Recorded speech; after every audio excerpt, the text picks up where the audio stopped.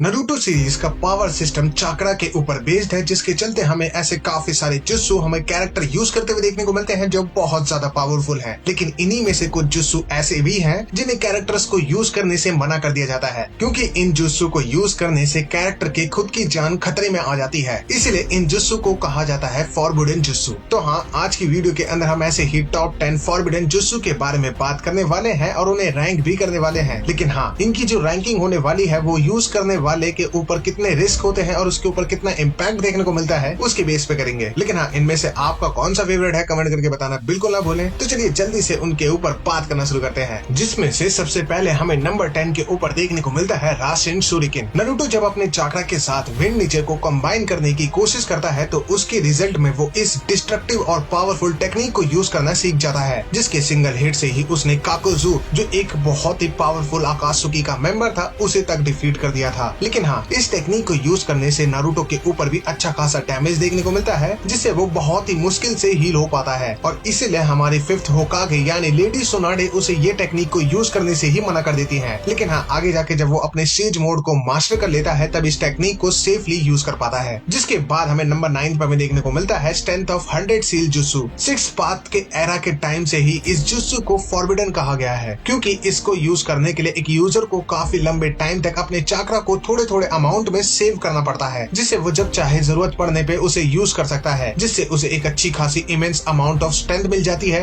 और सीरीज में हमने इसे 2 नोन कैरेक्टर को भी यूज करते हुए देखा है, जो हमारे one of the best medical shinobi में से एक है, यानी कि साकुरा और लेडी सोनाडे। और कमाल की बात कि लेडी सोनाडे की जो खूबसूरती का राज है, यानी कि वो जो अपनी यंग अपीयरेंस को मेंटेन करती है, वो भी इसी जुत्सु की वजह से कर पाती है। एंड इसी के बाद नंबर 8 पे हमें देखने को मिलता है मल्टी शैडो क्लोन जुत्सु। अब देखो, मल्टी शैडो क्लोन जुत्सु एक नॉर्मल क्लोन जुत्सु से काफी ज्यादा डिफरेंट होता है, क्योंकि क्लोन जुत्सु सिर्फ अपोनेंट को गुमराह करने के लिए यूज किया जाता है, जो खुद से अटैक नहीं कर सकते हैं। वही जो हमारे शैडो क्लोन जुत्सु होते हैं वो एक रियल वन की आइडेंटिकल कॉपी होती है, जो खुद से अटैक भी कर सकती है, क्योंकि इसके अंदर यूजर का जो चाक्रा है वो डिवाइड हो जाता है। और इसी वजह से इस टेक्निक को फॉरबिडन कहा गया है, क्योंकि ड्यूरिंग द फाइट अगर वो अपने चाक्रा को इसी तरीके से डिवाइड करता रहा तो या तो वो डेंजर में पड़ जाएगा या फिर लैक ऑफ चाक्रा की वजह से मर भी सकता है। लेकिन वही कुछ कैरेक्टर इस टेक्निक को काफी अच्छे से यूज कर पाते हैं, जैसे कि नारुतो, क्योंकि एक तो वो जिनचुनकी है और दूसरा वो एक उज़ुमाकी क्लैन से बिलोंग करता है, जिसके पास चाक्रा बहुत ज्यादा होता है। और इसके बाद नंबर 7 पे जो हमें जुत्सु देखने को मिलता है वो है curse seal of heaven and earth. इस जुत्सु को बेसिकली उरोचिमारू ने क्रिएट किया था, जिससे वो अपने यूजर की एबिलिटी और उसके चाक्रा लेवल को काफी ज्यादा इंक्रीज कर देता था। अब देखो, ये बेसिकली उन्हीं कैरेक्टर के ऊपर ज्यादा काम करती थी जिनके इमोशंस खुद के कंट्रोल में नहीं हो पाते हैं, या फिर उनके अंदर पावर को पाने की भूख बहुत ज्यादा होती है, क्योंकि ऐसे कैरेक्टर्स की बॉडी के ऊपर हमारा उरोचिमारू इजिली कंट्रोल पा सकता है। और यही चीज वो सास्के के साथ भी करने की कोशिश करता है। लेकिन हाँ, सास्के एक उचिहा और एक प्रोडजी था, इसलिए उसके ऊपर हेवन के कर्स का सील लगा होता है। लेकिन हाँ, ऑब्वियसली वो अकेला नहीं था जिसके ऊपर ये सील लगा था। उरोचिमारू के जितने भी डिसिपल्स थे उन सभी के ऊपर हमें ये कर्स मार्क देखने को मिलते हैं। और वैसे भी हमने नारुतो सीरीज के फर्स्ट हाफ में ये चीज देखी ही थी कि ये कर्स मार्क कितना ज्यादा उसे पावरफुल बना देता है। और इसके बाद हमें नंबर 6 पे देखने को मिलता है रीपर डेथ सील जुत्सु, जो हमारे उज़ुमाकी क्लैन का एक फॉरबिडन सीलिंग जुत्सु है,